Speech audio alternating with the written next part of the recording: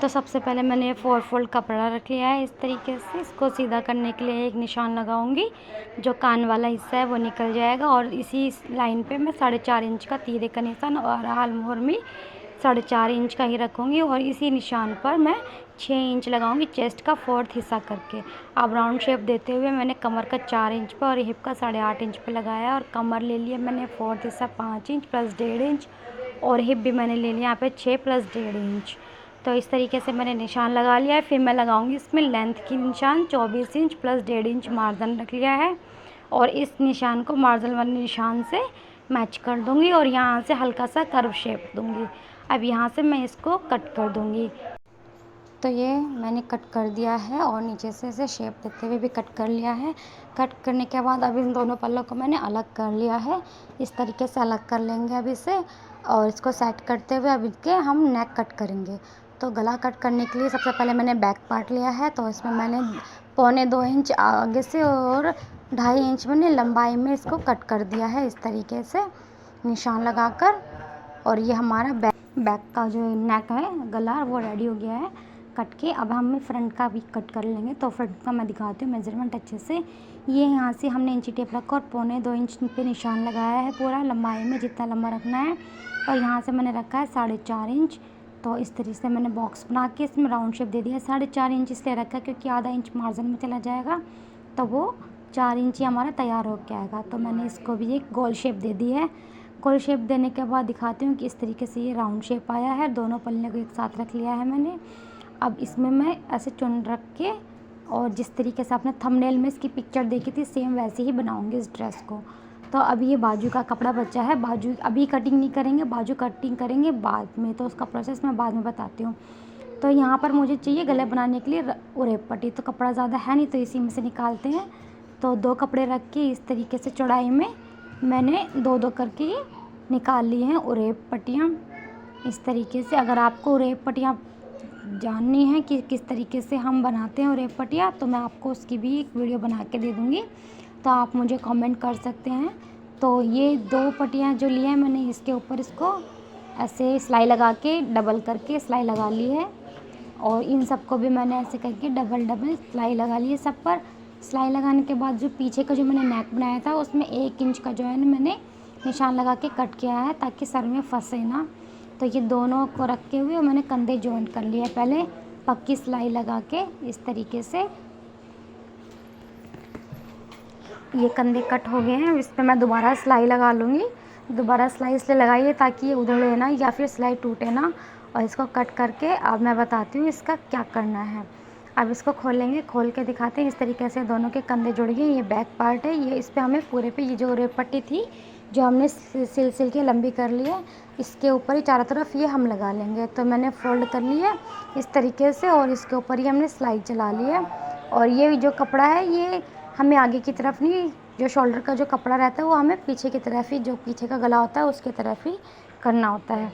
तो इस तरीके से ये हमने यहाँ तक सिलाई लगा ली है और इसको मैं कट करके इसका वेस्ट कपड़ा भी निकाल दूँगी।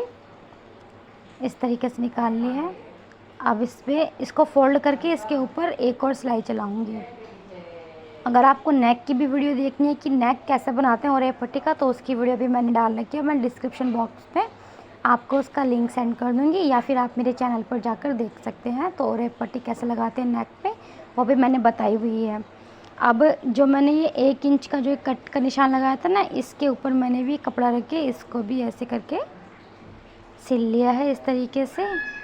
इधर ऐसे कट कर लिया, इसको अंदर हम फोल्ड कर देंगे।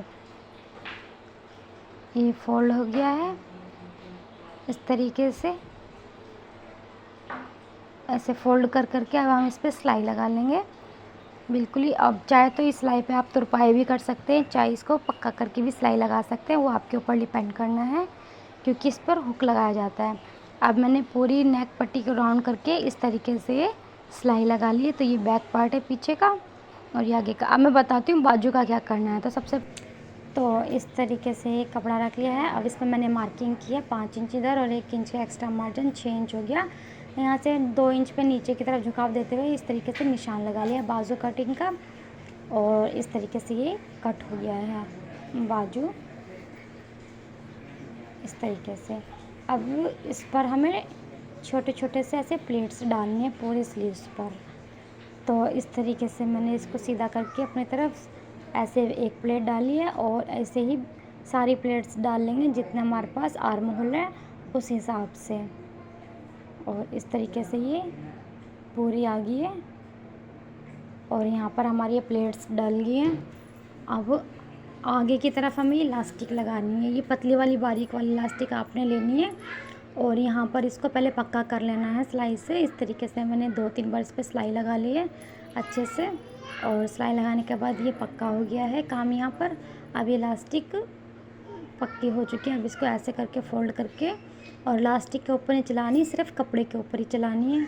तो मैंने यहाँ पर सुई एडजस्ट कर ली है सिर्फ कपड़े पे, इलास्टिक पे नहीं। और इसको इलास्टिक को खींच के और इस कपड़े को ऐसे ही फोल्ड कर दूँगी इसके ऊपर सारा ये अंदर की तरफ। और जो है इलास्टिक के ऊपर नहीं चला रही, फिर बता रही हूँ, ये मैंने सिर्फ कपड़े के ऊपर ही चलाई है सिलाई।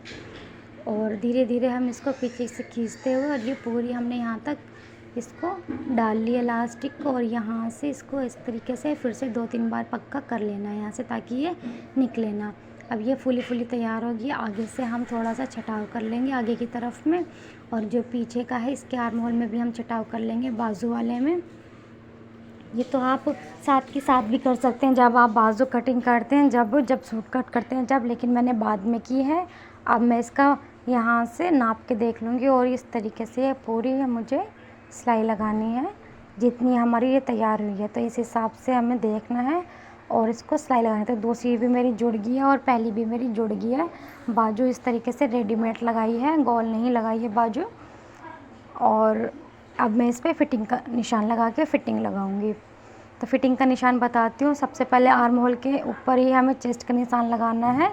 तो ये हो गया है हमारा। और कमर पे वही जो मैंने निशान लगाया था 4-4 इंच पर, ये 8.5 इंच पे लेना है। और इस तरीके से निशान लगाते हुए इसको सीधा निशान लगाना है। और यहाँ पर मैं इसको सीधा लगा लूँगी कमर वाले निशान पे, आगे की तरफ और पीछे की तरफ भी पूरा निशान सीधा लगा लूँगी 4.5 इंच पे, क्योंकि इसी निशान पे मुझे इलास्टिक लगानी है ताकि वो जो आपने पिक्चर देखी है थंबनेल पे सिर्फ वैसी ही हमारी फ़्रॉक बन के रेडी हो। बीच में इसमें थोड़े थोड़े प्लेट्स आ जाएंगी, गैदर्स आ जाएंगे, वही हमें इसमें डालने हैं। तो सबसे पहले जो ये है नीचे का दामन है इसको फोल्ड कर लेंगे राउंड शेप में। हल्का पतला सा ही मोड़ना है, ज़्यादा नहीं मोड़ना है। तो ये इस तरीके से मैंने फोल्ड कर दिया है और ये फोल्ड बिल्कुल देखना बारीक सा ही फोल्ड किया है, ज़्यादा बड़ा नहीं किया है। अब यहाँ पर मैंने जो पिछला पार्ट का पिछले वाले हिस्से में भी मैंने सिलाई लगा ली है। अब मैं इसमें लगाती हूँ, आपको दिखाती हूँ। इलास्टिक लगानी है तो इसमें जो ये हमने निशान लगाया था सीधा, अब हम इसमें लगाएंगे इलास्टिक। तो इलास्टिक लगाने का जो यही मेन चीज़ है इस फ्रॉक में। तो जितनी हमारी कमर है, कमर 10 इंच है, तो मैं इसमें से 2 इंच माइनस करके 8 इंच पे लगाऊंगी।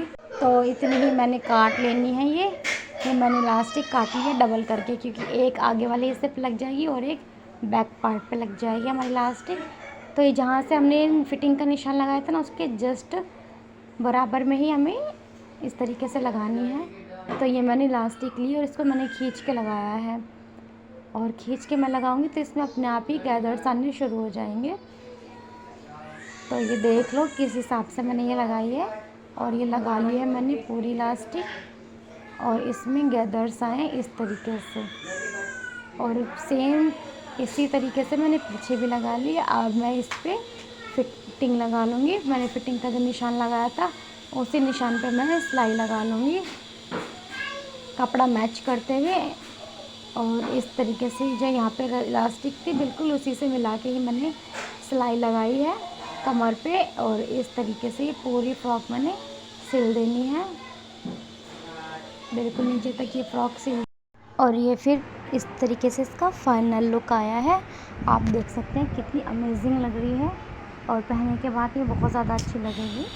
तो अब मैं इसको पास से दिखाती हूँ। पास से देखना, इसका ये राउंड शेप बना है और ये पीछे है, तो मैंने इसमें हुक लगा दिया है, छोटा सा फूल लगाया है, ये हुक और आई बना दी है मैंने पीछे। और ये हमारी फुली सी बाजुएं बनी है। तो इसी तरीके की बच्चों की समर की ड्रेसेस के लिए आप मेरे चैनल को सब्सक्राइब कर सकते हैं और नई नई चीज़ें आप सीख सकते हैं मेरे चैनल पर। तो ये आपको रोज़ नई नई वीडियोज़ आपको मिलती रहेंगी। तो आप बने रहिए मेरे चैनल के साथ और जुड़े रहिए, सब्सक्राइब कीजिए, लाइक कीजिए, शेयर कीजिए।